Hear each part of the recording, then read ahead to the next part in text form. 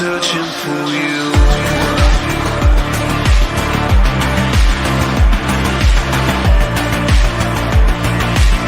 I'm still searching for you.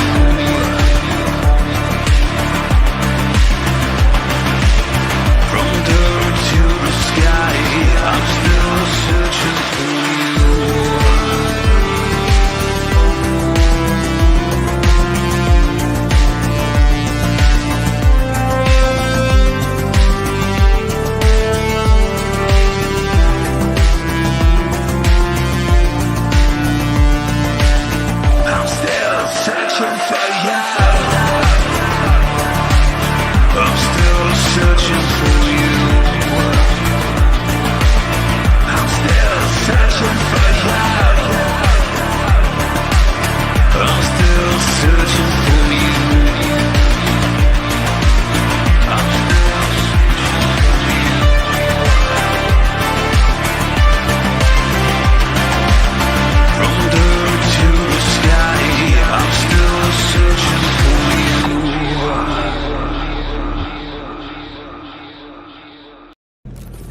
Wake the fuck up, samurai. We have a city to burn.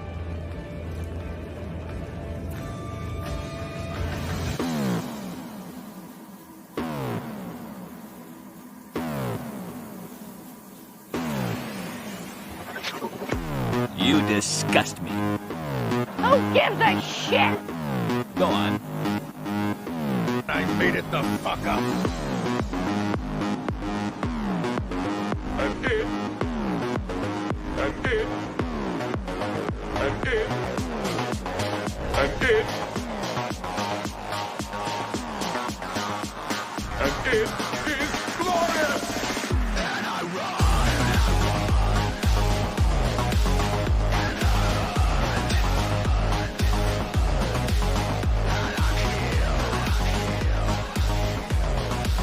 Just for fun, just for fun, just for fun, just for fun, just for fun, just for fun, just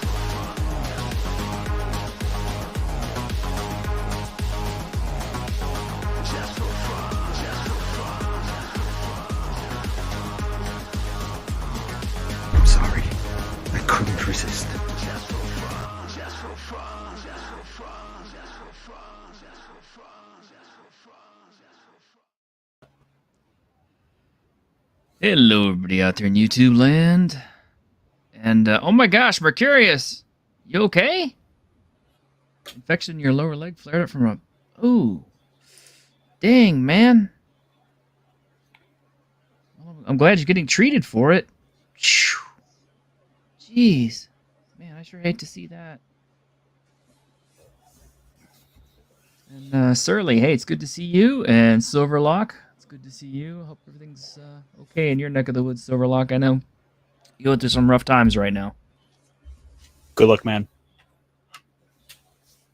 Man, everybody's having a hard time right now. Seems like it must be that just time of year that when summer is just about to come upon us. Well, you know, You're not a downer, dude. apparently, we gotta go and set the mood for the summer. So, wait, no, that's the wrong way to attitude. No, let's try this again. Take it from the top. All right, no, let's hope we're getting all the bad luck out of the way for the summer, and the rest of the year is great. Yeah, let's go a second take. Yeah, I like that better. I hope that's the case. I mean, it would be nice to get all the, crap out of the hose before we get to all the nice, clean, good stuff. Oh my gosh. And speaking of that, the rage over Yasuke in Assassin's Creed Shadows is still raging. I mean, I got people hitting me on Twitter. Huh? This is only going to get worse before this game comes out because, mind you, up to this point, we've not even seen a single frame of actual gameplay. Yeah, you kind of glitched. Oh, shoot. Let me try resetting a thing.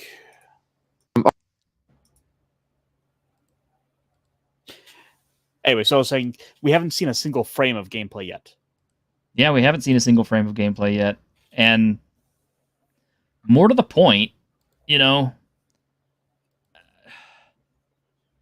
Assassin's Creed, is ostensibly about, secret assassination mission type stuff, where you're eliminating key people and certain points in the timelines and all this sort of stuff, right? So I know Assassin's Creed Valhalla really kind of deviated from that. I mean, it was basically at the very beginning of the game, Eivor, takes the gauntlet and is like, ooh, shiny. And, it never really becomes a thing after that. Well, you got to remember, like, you go back to the way those original games were, or the original game was, and it was trying to be quite faithful to the way that these actual historical figures did die. And, yeah. Then kind of somewhere along the way, they sort of lost track of everything to do with that series. Like, is it even about the Desmond anymore? No, hadn't been for a while now. Huh.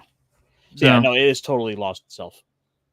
Yeah, it has. And as Wolfguard noted earlier today, I noticed that most of the problems kind of started with Assassin's Creed Valhalla as being kind of like the line of demarcation for where Assassin's Creed really started to deviate from the formula. First off, because the way that they named Eivor, it didn't matter whether or not you were a male or a female character, but it was obviously intended that you play a female because the last name of Eivor is something's daughter, which is, something's daughter, which you wouldn't call a male child, daughter, obviously. Well, there's kind of been a bigger trend with sort of the activist developers in gaming where there's a lot of intent going into these things where it's not good enough to have a character creator option anymore, which has been a growing trend because they want to force you to pick these certain options. It's ultimately about taking choice away. Yeah, they take choice away from you and force you to play the narrative that they want to push. Some could say that Cyberpunk was that way too, just because it forced you to play V. But I definitely think that the way that you were able to customize V and how some of the different story options played out and things like that. If there was a little bit of pushing there, it was given to where it wasn't quite so on the nose or in your face, or at least so bad. You know what I'm saying?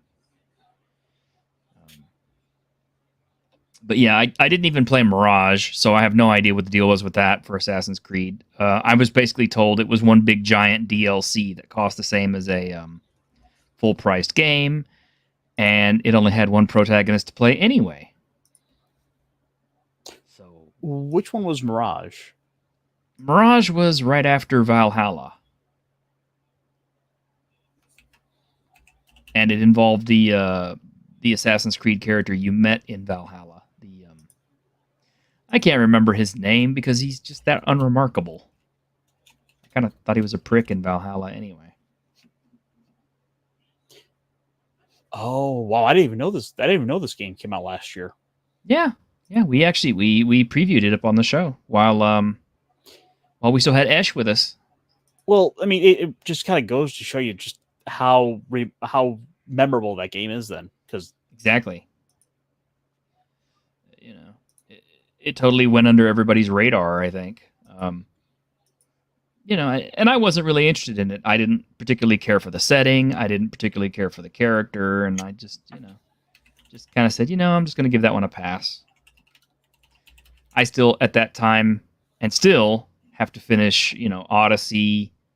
There's still some more of Origins left to play, and of course, I do have to finish Valhalla. I started playing Odyssey, and then after about 5-6 hours, I lost all interest in it because they really pushed that the RPG leveling mechanic to it that just frankly frustrated me. The grind? Yes. Like the artificial level gating where, you can only go to this area if you're level 35. You can go to this area if you're level 50. And it's just, no, I want to go roam around, the Greek Isles and, hop on my ship and go get into all these battles. Like, no, why are we doing this? Wait, no, it's so they could sell a level pass. Yeah, so they could sell a level pass. Now, what was kind of cool was Origins kind of did the same thing, except that it had a DLC add-on that was like a Curse of the Pharaohs or something. I don't remember what it was, but I haven't played it yet. That particular thing. But if you have that DLC, you had the option to start or to boost your character to be able to go to that DLC, and I think that DLC required you to be like level, like 80 or something. So I just basically took the easy route. It's like I started the game, said, oh yeah, I'm going to use my character in, Curse of the Pharaohs and boost to level 80. So my character got boosted to level 80s. Never played Curse of the Pharaohs. Just went through the regular game as a level 80 and pretty much just, raffle stomped all my opposition. But that's okay because, the game is huge. Who wants to have to keep dealing with getting killed and stuff and leveling up and grinding? Well, speaking of huge, the budgets for these games are only getting bigger and bigger as they go on. Mm-hmm. Just kind of using my resources at hand. It looks like some of these games are starting off like Syndicate Origins were $100 million, Odyssey is 150, Valhalla 200 million. I can only imagine that this next one's going to be somewhere like 250 minimum. Probably more, but I don't know though. They're having all these studio layoffs, so you never know. Maybe that's how they're the thing is though with that, budgets. those people laid off, they've probably already done their work. That's already been handed in. Mm-hmm. Your connection's really bad tonight. Oh, jeez. Let me go. Let me try resetting. Let me see if that'll do the trick. So give me 2 minutes. Yeah, no problem. Okay, well, Wildcaster is resetting his stuff. I do have some cool stuff to present. I did get a few interesting things in the mail today, and I'll talk about those here in a minute. But I have been playing some games recently that I've really enjoyed. One of them, of course, is Ghost of Tsushima, a game that actually does seem to take its Japanese history pretty seriously and does seem to actually honor the spirit of the time period that it is set in, because it's based on the actual, the first Mongol invasions of Japan. obviously the story itself is fictional, but a lot of the setting and a lot of the events and things like that are based on historical reality. You know, the look of things, the details, the accuracy, they're so good. It's been pretty well overwhelmingly praised in Japan by the Japanese. And for myself, I really enjoy it. I've had a lot of fun with it. I've only had about 16 hours with the game so far, but I'm definitely looking forward to playing some more of it when I get a chance. And yeah, Surly, yeah, it is beautiful. The scenery is gorgeous. The music is great. Can't say enough good things about it. Honestly, it's kind of what shows me what happens when a developer really sits down, honors the source material, and tries to do a great job. And here's the thing, with that in mind, why is it that Ubisoft, who is a much bigger studio than Sucker Punch, with bigger budgets, more staff counts, more people researching and doing everything that they can to make a better game, a game series that once had such a high level of historical accuracy, and this is true, that after the Notre Dame fire that destroyed, a lot of that building, they actually went to the guys. They went to Ubisoft to look at Assassin's Creed Unity, because that took place in Paris, and in the time that they were doing the game, that computer team had taken a lot of extensive research into the way Notre Dame Cathedral looked at the time. So using those computer visual references, the builders at Notre Dame were able to restore a lot of that church using that. But I mean, that is the level of historical accuracy that Assassin's Creed used to be known for. And then all of a sudden, starting with Valhalla, they just kind of like said, yeah, let's just wing it, have some fun. One of the things I thought was cool about Origins, and I think it's also in Odyssey, is the fact that their stuff was so accurate that it actually gave you like a walking tour type thing where you could actually play the game and move through it and see all these legendary places and have them narrated and be told about. Like, it was literally like being able to virtually tour, parts of Egypt and stuff. And I think also Greece in the Odyssey one. I didn't notice that in Valhalla. So apparently at some point, I guess starting with Valhalla, they just, the Assassin's Creed team just decided, we're not going to cleave to any kind of historical accuracy, authenticity, or anything. We're just going to make shit up and just genericize our game in order to maximize, earning potential and customer base. And damned be any kind of historical accuracy. History is what we say it is. And some of the complaints I'm seeing from the Japanese who are looking at Shadows already are things like, this game is supposed to take place during the Sengoku Jidai, which is the Warring States period, which is supposed to be like right after Nobunaga was assassinated by Akechi. And one of the first things they noticed in the intro cinema alone was the tatami mats are square. They're not supposed to look like that. And a lot of the aesthetics of the way that those buildings and things were laid out were supposed to be made in such a way as to be admired from a kneeling position, because that was, sitting on the floor, in Seiza was pretty much the common thing for the Japanese people to do in buildings at that time. So they have basically allowed Western values and, Western ideas of what ancient Japan was like to creep into what is supposed to be a historically authentic and accurate game. And I would actually push farther by saying that also includes them including ninja into the game because, as I've said before, we don't have any historical fact on whether or not ninja actually existed. I mean, yeah, they did write about spies and things like that, but there was never any specific ninja clans or anything like that, or their outfits, costumes, tools, and all that stuff that we'd ever heard about until around the 80s and the ninja craze. And we have a caster. How do I sound? Pretty good, but I'll let you know if you start stuttering again. All right. Well, I do that regardless. I don't think that's gonna be You just stopped again. Your screen just froze. It's one of those days. Is somebody downloading porn on your internet?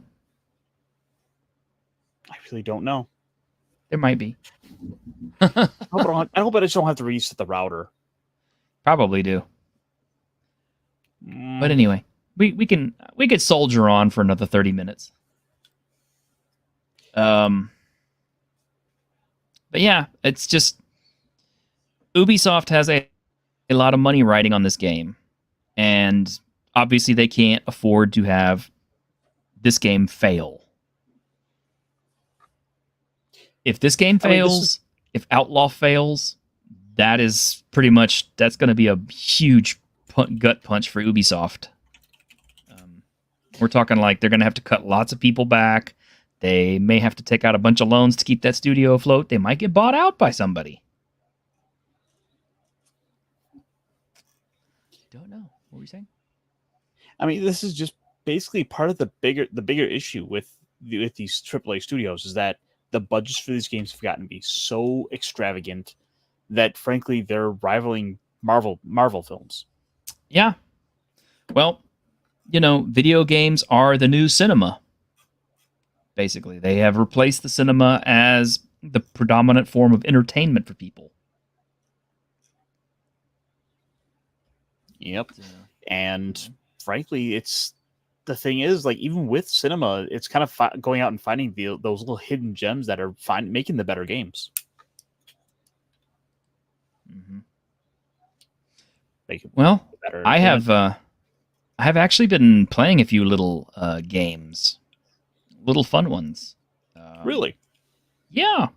Little indie games. Right now they're in demo, so I can't say that what the final product is going to look like. I can tell you, of the 3 that I've played, I would only avoid one of them.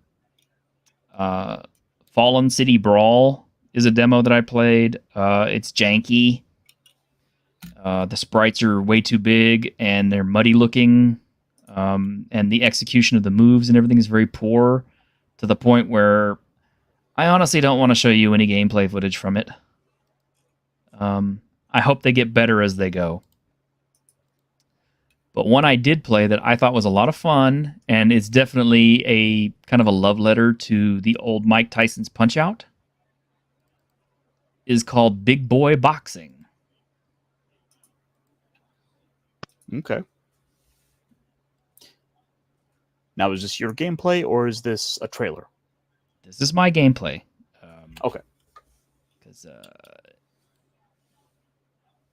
oh, wow. Yeah, this is a straight-up throwback. Yep. That is... I don't know where my sound is. But yeah, this is... you can download this demo, and pretty much this is the only fight that you get is fighting the hobo dude. But yeah, it feels a lot like the old Mike Tyson's Punch-Out!. It has a lot of big, cartoony, fun, colorful characters. The mechanics are pretty much identical to the old Mike Tyson's Punch-Out!. Absolutely recommend when it comes out. So I have one game that I'll show you. I'll show you the Steam page. I'm not gonna play video just because we've been through this. It doesn't work for me. Mm-hmm. One game that I've been playing. Okay. And this is just to pull up on my screen here. a little game called Balatro.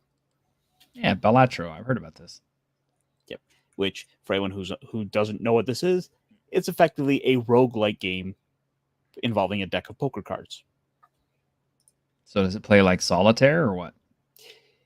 It's more so you get a hand of about 8 cards to try to make poker combinations. A pair, 2 pair, a straight, a flush,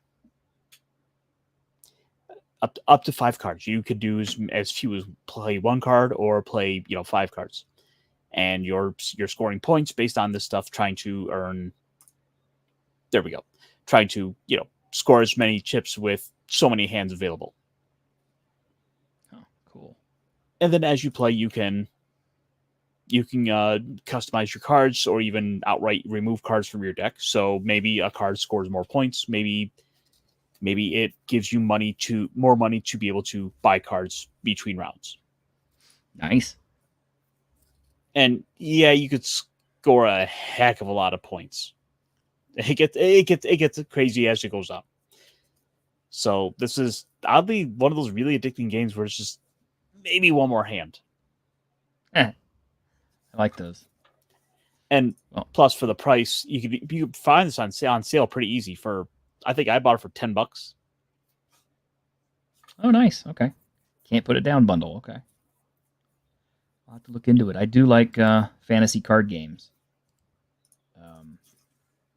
The other one I got, and I hope the sound works because the game doesn't really come across as well without it. But it's called Fingers crossed. There it is. I got sound. Yeah, it's called Beat Slayer, and it's in demo right now. It's from a German company. It has some.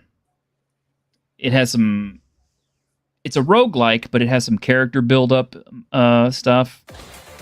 It has multiple stages with multiple paths. But the deal is, it's a beat 'em up where your button presses need to stay on beat in order to maximize your power. Yeah. If you notice in the corner there, that thing that's going up, that's my beat combos. So every time I'm tapping the button to that, and keep in mind, I'm actively attacking, defending, and doing everything else in time with that beat. And I just kind of happen to be really, really good at this because I actually played through it straight and got to the stage boss without getting any power-ups or any level-ups or any add-ons. I mean, I was so in tune with it that I was able to do it. Mind you, this is my second playthrough. But once you get used to it, it's actually really fun. So if you like rhythm games and you like beat-em-ups, this is kind of a neat hybrid of those. And the soundtrack is actually pretty good. This has been a bit of a trend that's been coming out lately with these rhythm games. Of course, we recently had High Dive Rush last year. Which one? Oh, yeah, that's right. That's right. And they closed that studio down, by the way. Yep. And for anyone who's on the Nintendo side, there was Cadence of Hyrule, the Dance of the... What was it? Dance of the Crypto... Oh, let me pull this up. Crypta the Necro Dancer. I think I remember that. Soon you'll be nothing more than a chunk pile. And then I think it was one called like Helltaker. Yes, there was Helltaker, which got a little bit of a following for its characters because it was like basically kind of a take on Doom Guy with cute little anime girls. Neat. Well, and before that we had what was the other rhythm hell game? God, if I can't remember it, but I was excited about it when it first came out, and it was a couple years back now. But it had the really good music. But yeah, I mean, rhythm games are kind of still staying there. There was a pornographic rhythm game that I really enjoy. I thought it was fun. Not for the porn, but it's just actually got good music. Huh. It does. It does. I'm just being honest. But anyway, Well, at least the porn is nice, right? I mean, it's like anything else. Once you've seen it, it's kind of like, okay, well. But So, anyway, sorta. huh? So kind of, sort of. So kind of, sorta. So kind of, sort of. Yeah. I haven't heard anything too crazy from our friends at Wizards of the Coast, other than the shitty cover debacle. Have you heard anything this week? I was just pulling it up. I thought I saw OGGM shared that there was some other cover they could have had. What's that? So, all right. So, of course, we have the kind of generic shit cover that we've got coming out. Oh God, yeah. You talking about the tea drinking gold dragon cover? Which, in all honesty, I actually like, and I think we talked about this Saturday. Like, I think it would make a decent cover for a game like Ryutama or not Dungeons and Dragons. Basically any game but Dungeons and Dragons. Yeah, because it's just it fits other games, just not what D&D famously is. They're trying to kind of recraft what people see it as. And I gotta say, all things considered, it's okay to play that style of game, but they need to let D&D be D&D. Or at the very least, put the rules in and accept that you're going to have people playing with different styles. If we're going to go this way, we need to have different options in there. And game like Castle and Crusades, at least they put in different rules for how to handle spell points differently, stuff like that. They own that, like, people are going to play this game differently. Mm-hmm. So I'm a little over the place, I know. A little bit, but still. No, we like Castles and Crusades, and I like what they do. Oh, by the way, I just got the patch. Oh, wow. Look at you. Yeah. How do you get a patch? Hey, CB. Well, I guess they had gone and were doing a new print of the books, so you can basically get both. You can get the new printing and get the patch, or you can just buy the patch. Huh. Interesting. Well, I'll have to check out what they've got coming. I'm still waiting for some of their books to arrive from Kickstarter, so I'm pretty well caught up on Castles and Crusades for now. Let me see. Other things that popped up today and this week is Hellblade 2 apparently popped up. Most people say it's boring. Like 6 hours of gameplay total. The first 40 minutes of it is pretty much a walking simulator. The third chapter is walking and torchlighting. There's not enough interactivity. It's pretty much, it's just like a movie. It's a movie with, some game elements tacked onto it. And from what I understand, that particular studio, Ninja Theory, are kind of under the gun. They need that game to succeed really big. They may be about to get shut down.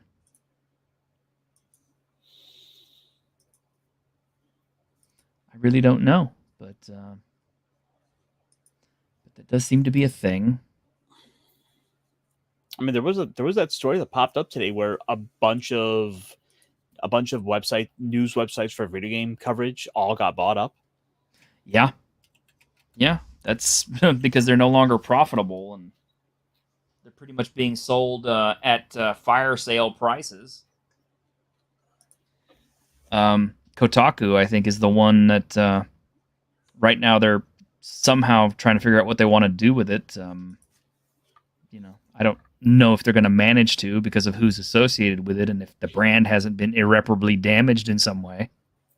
And so the thing is, with this big purchase that was going on, IGN just purchased, according to this, Rock Paper Shotgun, VG 24/7, GamesIndustry.biz, and the one that I think is probably most relevant to us for coverage is Dicebreaker.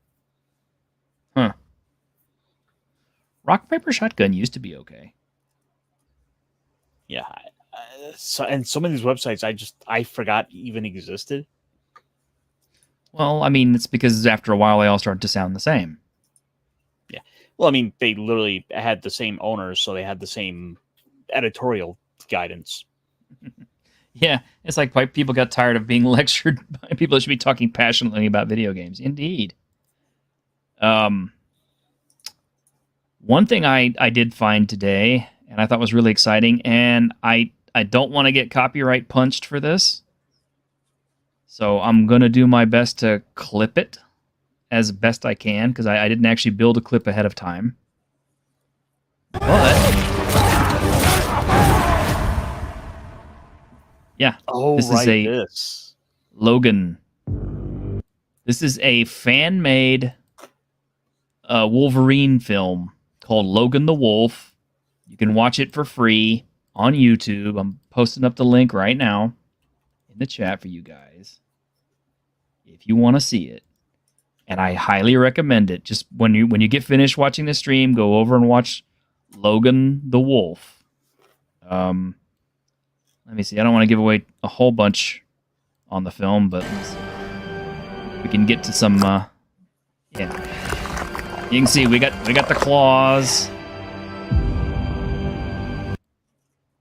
Let me get some badassery here. Look at that. Woo.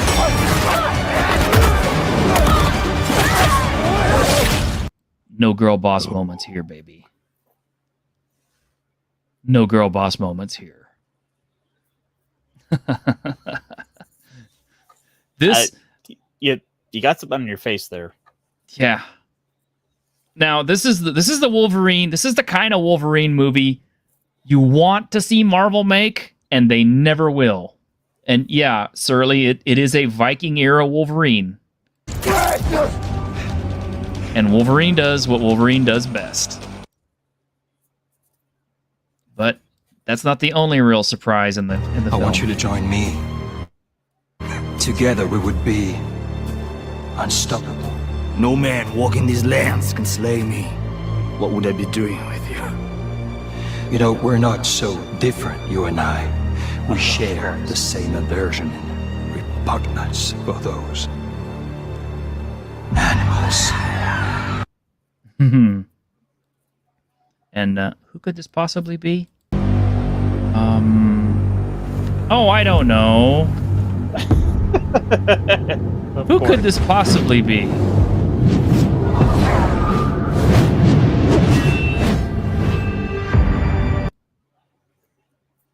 So yeah. When this stream is done, go watch Logan the Wolf. Go give those guys a like. Go give them a subscribe. Go tell them in their comment section how awesome this is, how you'd love to see more. You know, let's make Marvel feel ashamed that they could not do this good of a job on a character that they have had the license to and the history to for over 50 years. So, just to pull up a little something here from our good friend Script Doctor. Mm-hmm. He says, "This is a professional stunt team that's worked in Hollywood for years and continues to do so. It's also a very basic level fight. I bet they blocked this in under an hour. They may have made a quote fan film, but they're professionals first and foremost. So, these guys know what they're doing." Mm-hmm. And every frame of the show shows you that. I mean, it is beautiful. It is. You can imagine that a big studio with a ton of money to get big name actors could do this film, and it would break $1 billion, because who wouldn't want to see a Wolverine who actually kills people, who is savage and no holds barred?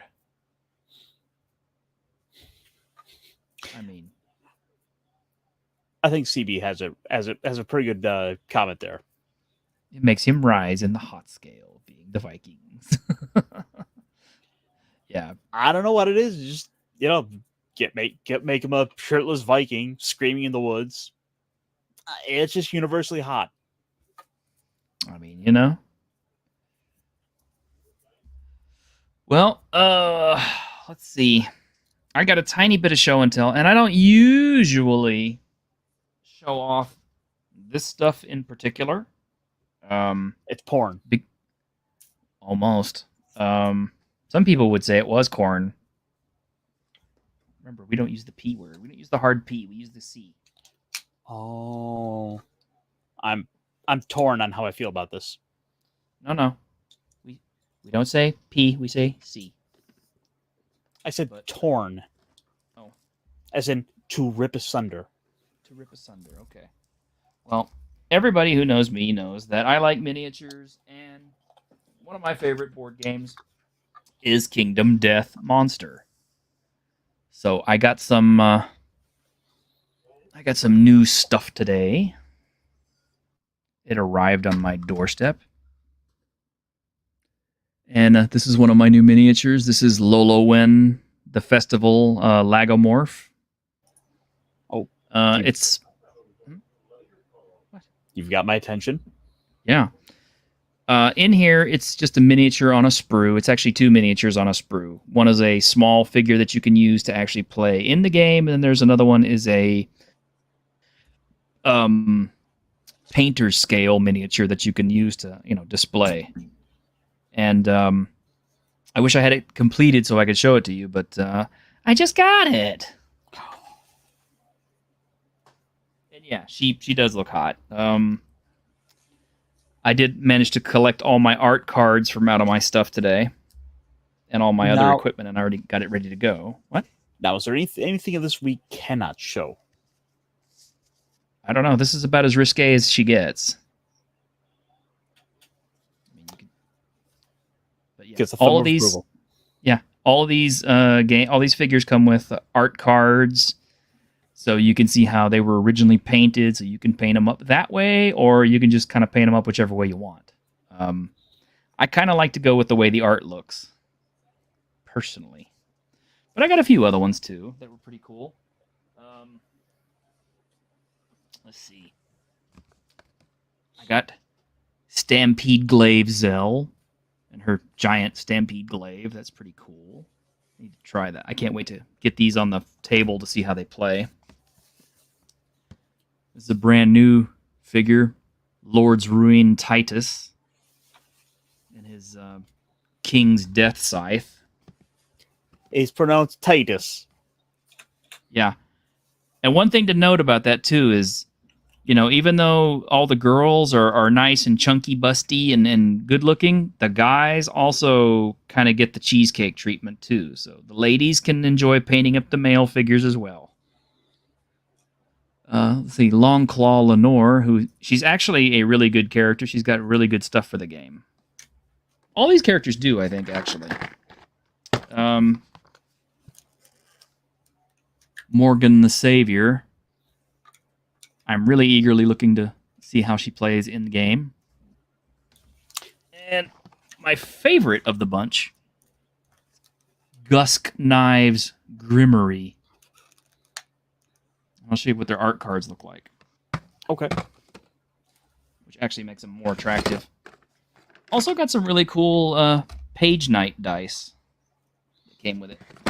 Well, it didn't come with it. I had to buy them separately. But I am kind of a Kingdom Death dice whore, so just to see what they look like.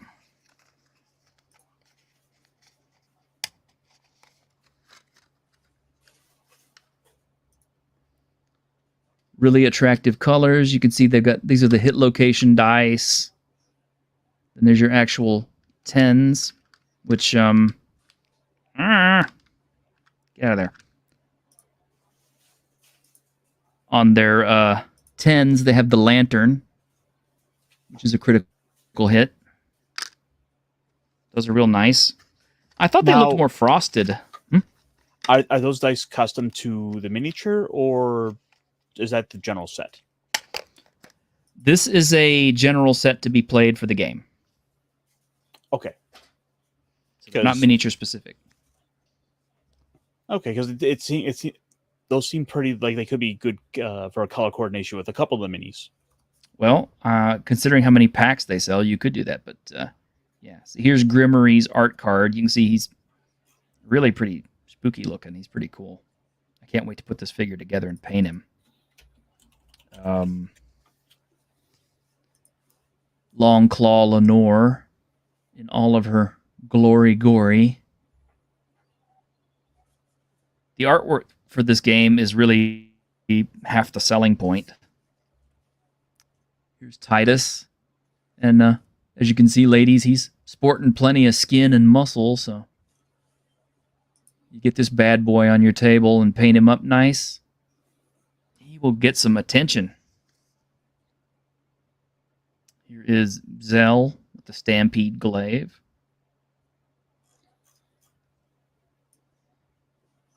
Here is Morgan, the Savior. I was imagining that to be better. I keep imagining they were all blondes. Well, you could make them all blondes. And one I didn't show you is Badar. He is a alpha figure right now, but I actually had him primed up and ready to go.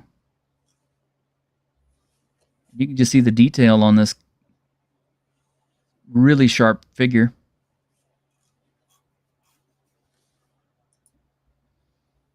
You can also see how tall they are. I mean, look at that. That's a like 2 finger or like 2 joints tall. So About 2 joints.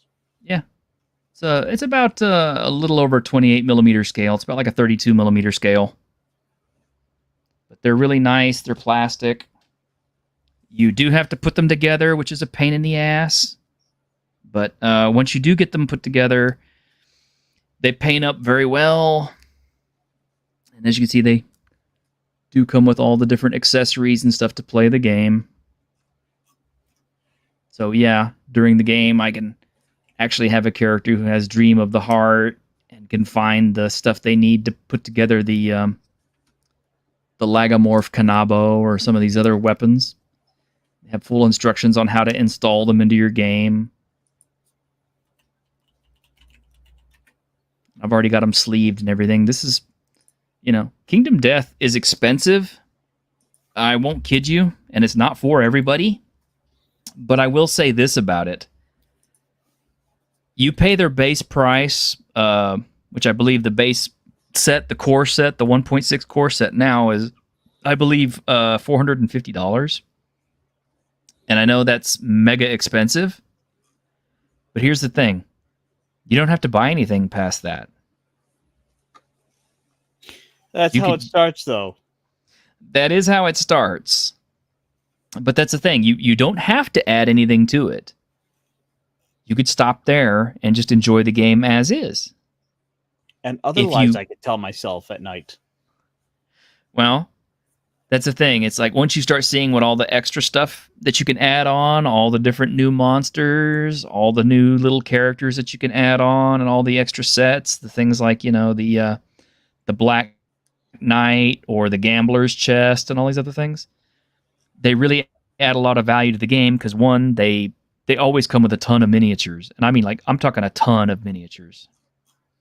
And they do come with a lot of cards and things to add to your game, and they do change your game significantly in different ways.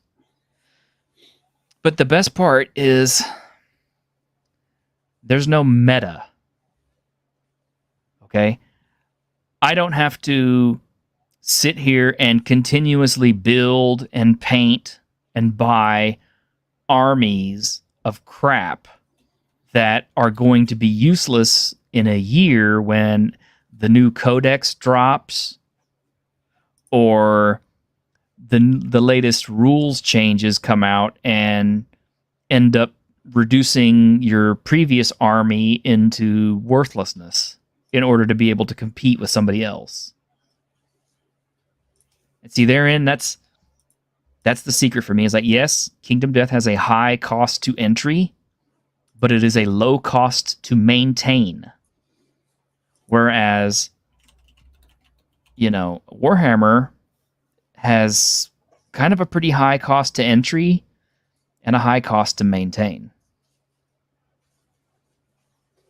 So if I have to pick a plastic crack addiction, I'm going to go with Kingdom Death. Plus, I can solo Kingdom Death. I don't have to have somebody over to play it with me. It's more fun, but I don't have to.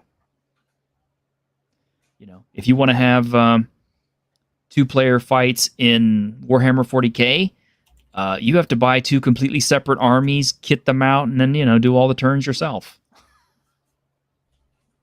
Doesn't sound like that's fun, huh?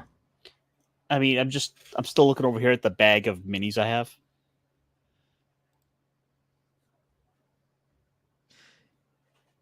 I swear I'll get to painting. Yeah. Well, lies we tell ourselves. But I am actually making headway through my set. And yeah, Silverlock. Yeah, didn't at the time of Rogue Trader. It always comes later. Yeah. I remember when I bought my first Rogue Trader book, and I remember how the book almost immediately came apart on me because it was that cheaply bound. I had to hole punch it and spiral bound it, and it's still sitting in my closet. But yeah, getting your Space Marine armies together and everything like that, yeah, that gets very expensive very quickly. But yeah, I honestly recommend Kingdom Death Monster if you like board games, if you like creepy body horror stuff, if you like painting sexy looking miniatures, and you don't mind, you know, just a little bit of sense of perverse humor in some of their cards. For example, the White Lion, which is the very first monster that you face, you can hit him in the balls. And, in fact, if you defeat him, it is possible that one of the resource cards that you pull could be a hefty pair of nuts. And yes, it's his ball sack, and you can actually make stuff with it in the game. But I like it, and like I said, I don't really show it off that much. I'm not sure how many people would really be that big of fans of it. I mean, you know, but since we are kind of like, you know, generally entertainment, I consider it entertaining, so I'm just entertaining you. Well, I do have one idea in mind that I think would be entertaining here, and you know, just for a little bit of cultural exchange, if you will. Mm-hmm.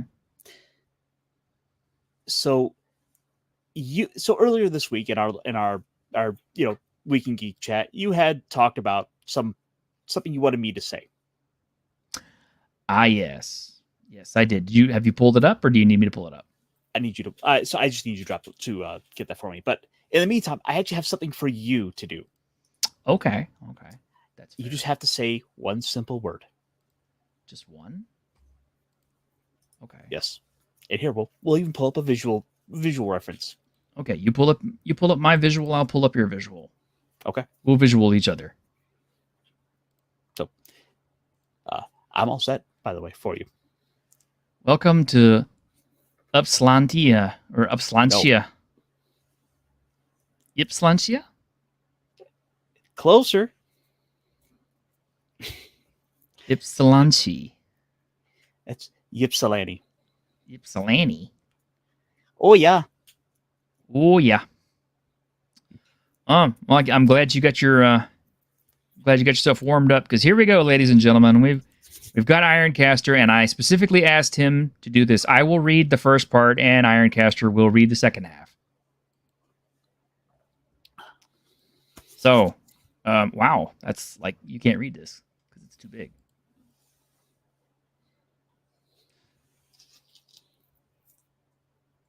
So, it says, okay, there we go.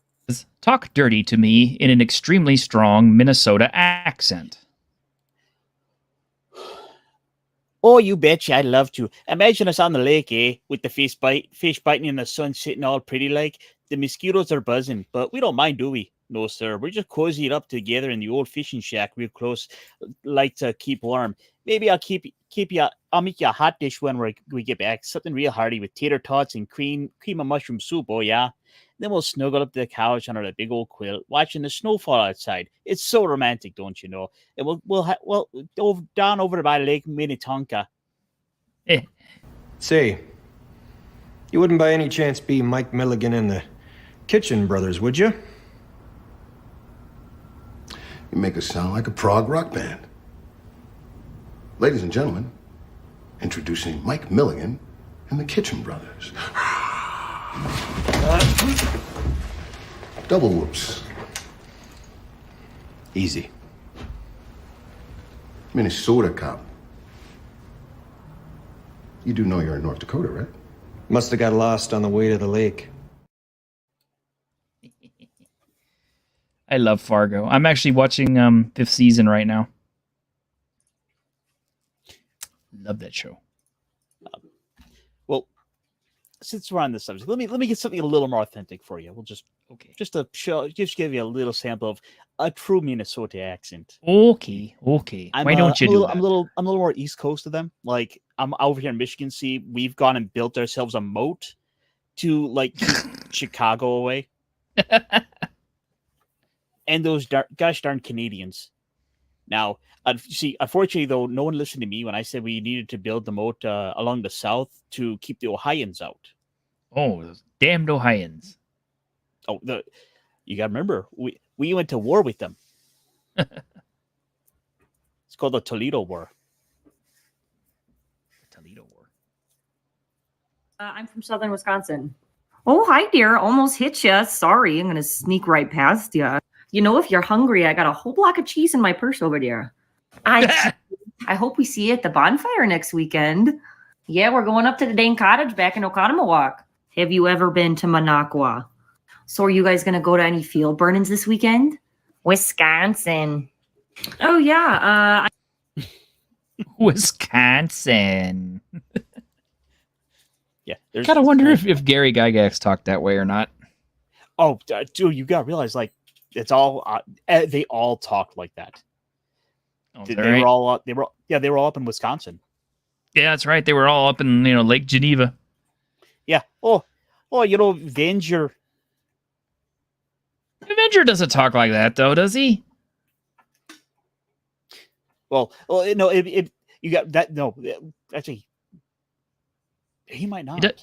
He does call me Hoss all the time. Actually, he calls everybody Hoss. Mm-hmm. So. But first time he called me Hoss, I thought it was kind of like, oh, you know I'm from Texas? But no, you gotta realize, like, with that in mind, you gotta like shift all the names of everything. Oh, it's Greyhawk. Yeah. Oh no. Oh, it's Vecna. Oh God, Vecna.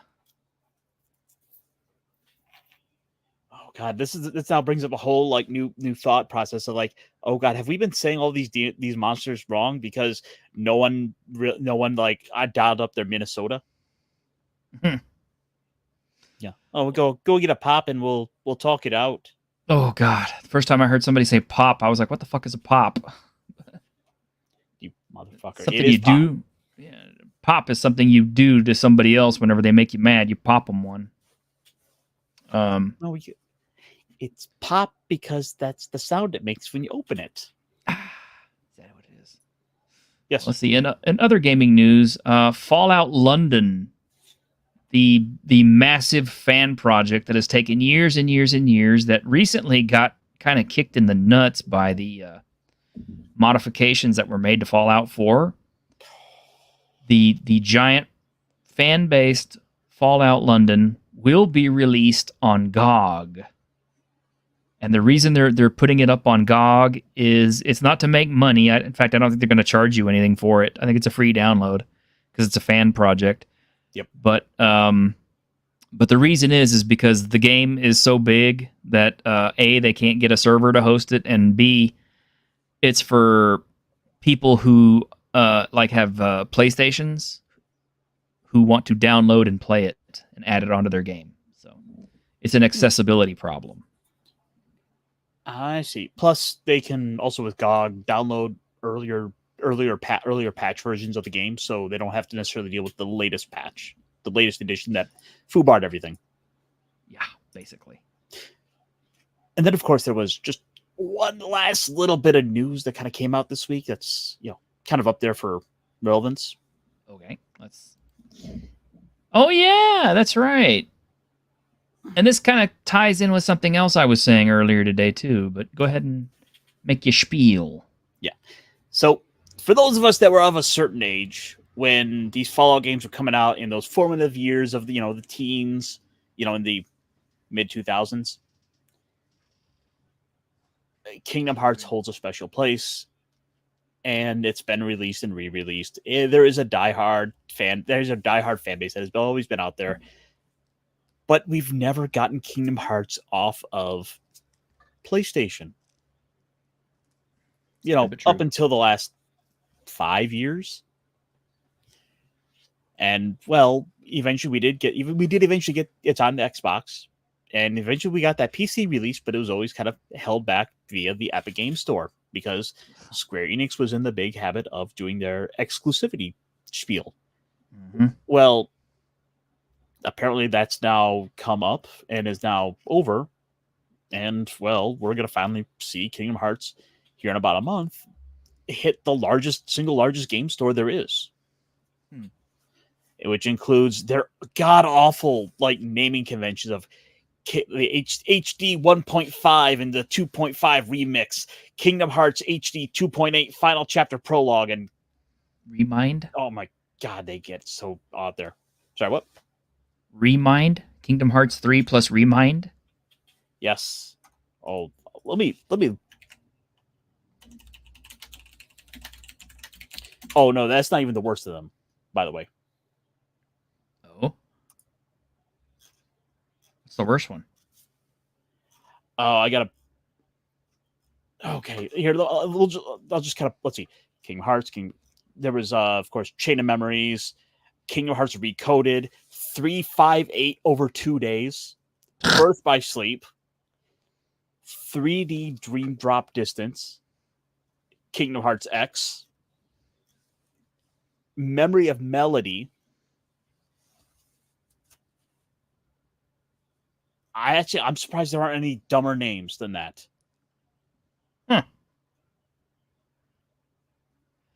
Wow. Okay. Well, something I was saying earlier, and it was before I even found out about this Kingdom Hearts thing. I was just remarking on the fact that, since after Ghost of Tsushima came to PC, I started thinking about it, and Steam has really kind of become kind of like, I hate to say the dumping ground for old exclusive titles and stuff like that, but I'm starting to kind of feel like that because it's like, we got The Last of Us remastered after it had been out for, I don't remember how many years, like what, almost 10 years? Almost? Like that. Yeah, we got Days Gone after it had been out for, what, at least 5 years? I believe that's right. Ghost of Tsushima has been out for at least 5 years. And on 2 systems, PS4 and PS5. So Sony's in a position where they're slowly kind of rolling back that whole exclusivity. At first they had to go and kind of test the waters a little bit with the odd game here or there. And, we got God of War, which kind of freaked out the Sony ponies for a while. As they realized they no longer had the exclusivity to be able to wave at everyone's face. And that's kind of ultimately what it's about. What's going on with all the outrage is that it's just you're seeing a player base who was losing their shit over the fact that, their exclusives they could hold up are no longer so exclusive. Mm-hmm. Well, considering the fact that Sony is already pretty much bailing on the PlayStation 6, I'm really hoping, and it's been long enough, that Fist of the North Star Lost Paradise will finally make the crossing onto PC. Because it is part of that whole team, Ryuga Gotoka team, the guys who make all the, Like a Dragon and Yakuza series and all that stuff that's already all on PC. So it wouldn't be that hard for them to port it over, I wouldn't think. But I do think it's funny that Ghost of Tsushima is selling extremely well on PC. And in a way, it's almost kind of genius to me because it's like, look at how much mileage Sucker Punch has gotten out of that game. They put it on PlayStation 4, and it sold well then, broke a lot of ground, made a big noise. And then they re-released it, upgraded, and with a director's cut edition on PlayStation 6 or PlayStation 5. And the thing you're forgetting in there is when Ghost of Tsushima released, it was like it was right about the same week as The Last of Us Part 2. Mm-hmm. And it just stole a lot of its thunder. knocked that out of the water. Yeah, it completely stole its thunder. But they got their money off of the PlayStation 5 edition. And now here it is a few years later, and we get it on PC. So if they were like down any revenue, all of a sudden they're picking it right back up from everybody buying it on PC. And the nice thing is, the version that they're putting on PC is the director's cut, $59.99. No DLC, no special edition purchases or anything like that. It's like you get a complete game, start to finish, right there, bang, said and done. Perfect.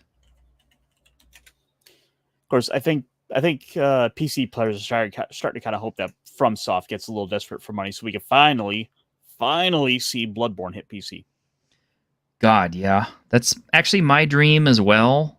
Even though I've heard Bloodborne is hard as hell. Well, it's basically been like the one it's been the one white whale that PC players have been really holding out for. Mm-hmm. And every once in a while, I'll see a rumor pop up that they are looking at it, thinking about it.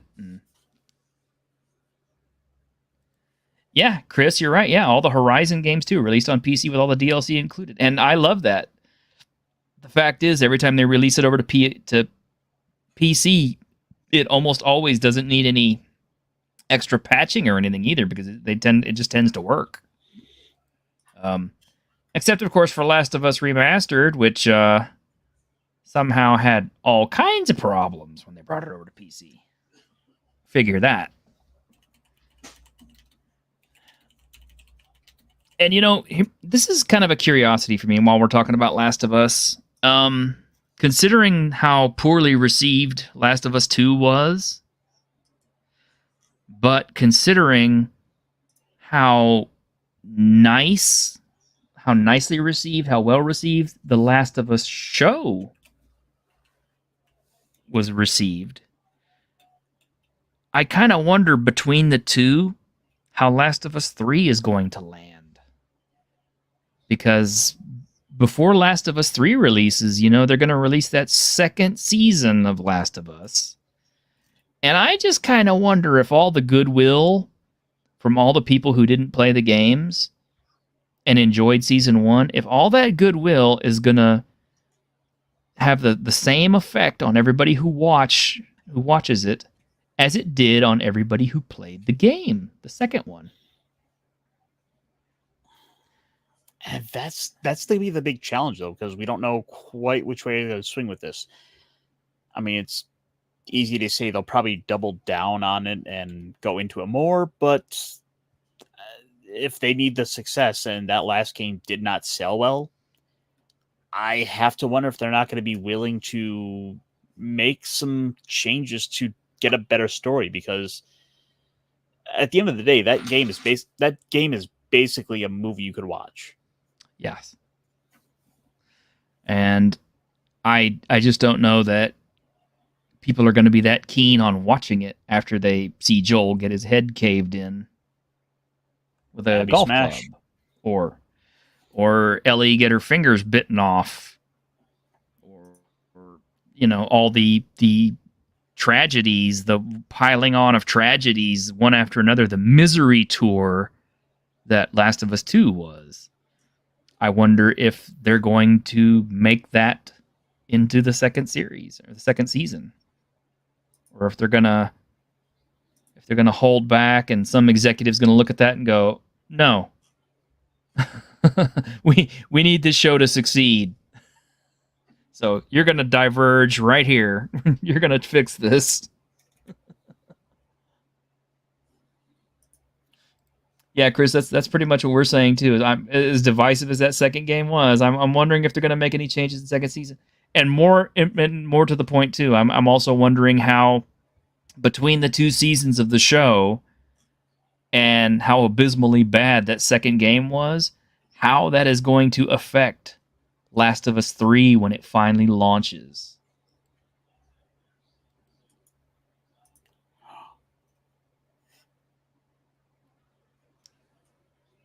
I'm just what's up? I found some chicken nugget news. Uh-oh. Don't tell me the dino nuggets are now bad for you? I mean, they're shaped like dinosaurs.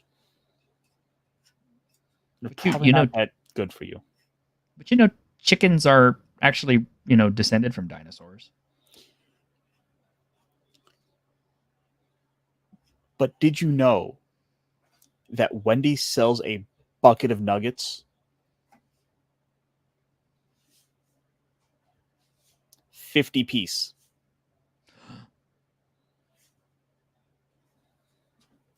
Wow. That's their nuggets must be real small. Like Chick-fil-A sells nuggets, but they're real tiny. McDonald's is the only one that sells really big, substantial nuggets. They're about maybe a little less than about maybe half the size of a McDonald's nugget or thereabouts. I wonder if they're any good or not.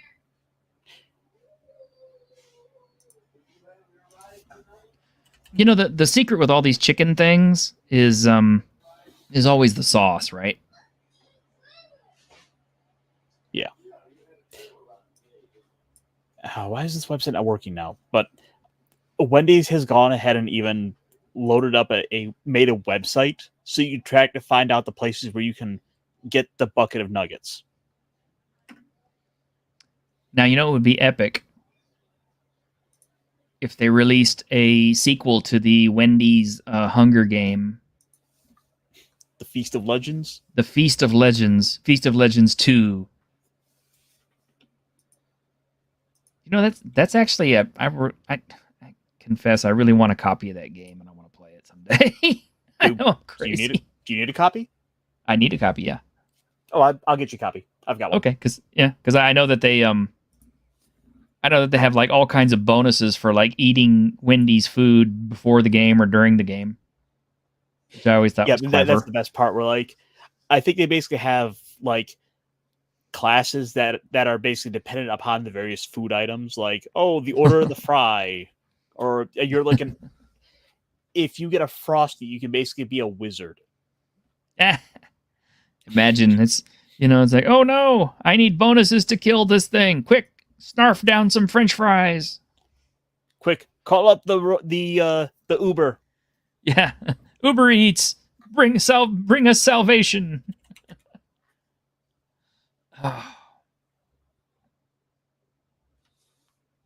We should look at it one of these days. We should convince Grimm to try to run it and try to be serious.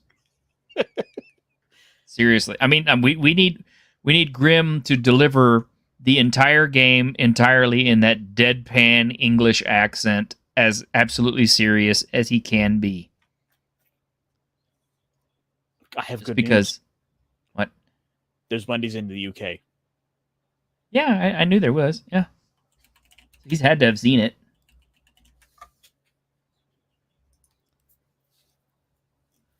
So, actually, real quick, I can pull up the archive real quick. I can't quite find my copy, but I did find it on archive.net. Oh, good. Yeah, just snag it. Oh, man. There it is. The fight against frozen beef. Yes. Intro to the world. Beef's keep. And look, it's shaped like a burger. The order of the spicy chicken sandwich. The order of the home-style chicken sandwich. The order God. of the grilled chicken sandwich. Okay, so what we need to do is we need to have Grim run this game. You need to be in it. I need to be in it. And we need to have Guard Bro and Neckbeardia. Hey, I gotta go to page 19 because I gotta see the order of the Frosty. Page. Surly, you never knew this existed? Yes, this is a real game, bro. It's a real game. And I've heard it's actually pretty playable. Order of the baked potato. Potato? Yes. Look at this, a potato. The wizard's hat on it. What the hell?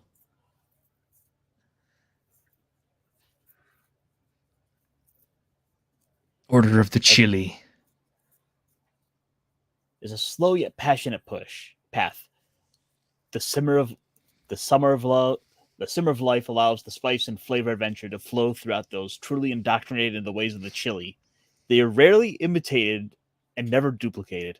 Good luck finding a master of this path outside of Freshtovia.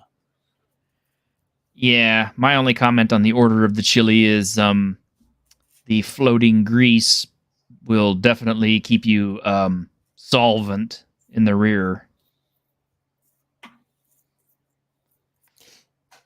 Level 3 chili seasoning.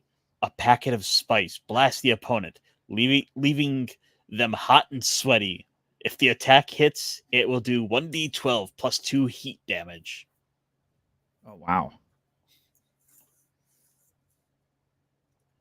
Yeah. You know, I'm so crazy, I might be able to find a way to incorporate this into drink. Worlds without number. I just had to look and see if this has like the OGL printed in it. No, it's not an OGL product. Things that might attack. I don't know who came up with this, but this was genius. Strawberry Lemonade Saloon. I mean, it's up there with whoever does the marketing for Wendy's, because basically whoever runs their Twitter account basically started basically posting this super spicy stuff and throwing just kind of little casual insults around, and it led to an increase in sales. So much so that I heard that the person who ran it like got $1 million raise or $1 million bonus. Success stories. Can you imagine? Well, I myself favor nihilist Arby's. Like here, just to show off something here. Like the freaking Wendy's Twitter account just keeps like shitting on every other company. Oh, same energy. Me inventing the McFlurry fries.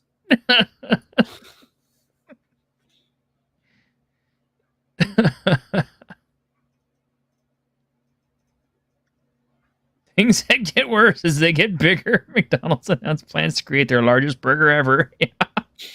Damn. Oh God, is that the mock-up? This is like when they did the McDonald's like make your own burger. Oh God, you remember how funny that was? Oh, that was hilarious. Didn't they have to like eventually like censor that because people were just coming up with wild shit like Pepe? Oh.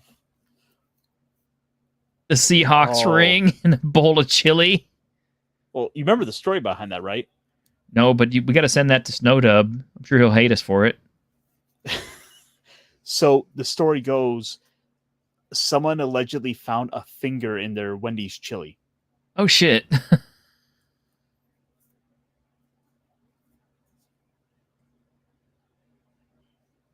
Yeah, so that was a little bit of, a little bit of history of a little fast food history for you people.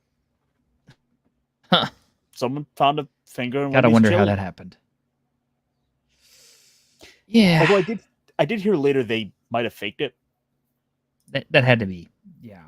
I would have to think they went through some kind of contamination protocols and stuff like that if somebody had actually lost a finger in a vat of chili. I can't just see somebody at the Wendy's plant or something going, yeah, we're okay. That no big deal. Nobody will notice. A little bit of extra meat. Where's Nine Finger Jim at? Well, all right. If you guys don't know about it yet, apparently Grim is running a Safe for Work stream right now on Grimm's Tales. That is where I'm headed after this to go see what he's doing on a completely Safe for Work stream. Although he's definitely much more fun when it's tabletopless, but can't have everything, I guess. But the fact that it's on YouTube means, I guess the girls will have to keep their lids on. They want to keep his channel up. So, y'all head on over to Grimm's. Let's go flash mob him with all 2 of you watchers. Patty! Bro, you missed the whole show, dude. What is it? He showed up for the best part. The end. He did. Because we're getting turned off. Yeah, because we're about to leave. Yeah. Oh, well. Anyway, thanks for hanging out with us today. Awesome one. Good to see you, man. And I'm going to say, catch us on Saturday for the Week in Geek proper. Oh, you got off work and went to go vote? Good on you, man. Good job participating in the election process. Very important to all Americans. That we make you feel warm and fuzzy inside. And as I've always said, if you don't go vote, you have no right to bitch about whoever's in the office afterward. But otherwise, y'all have a good night. Let's go over to Grim Streams and go raid him. Do it.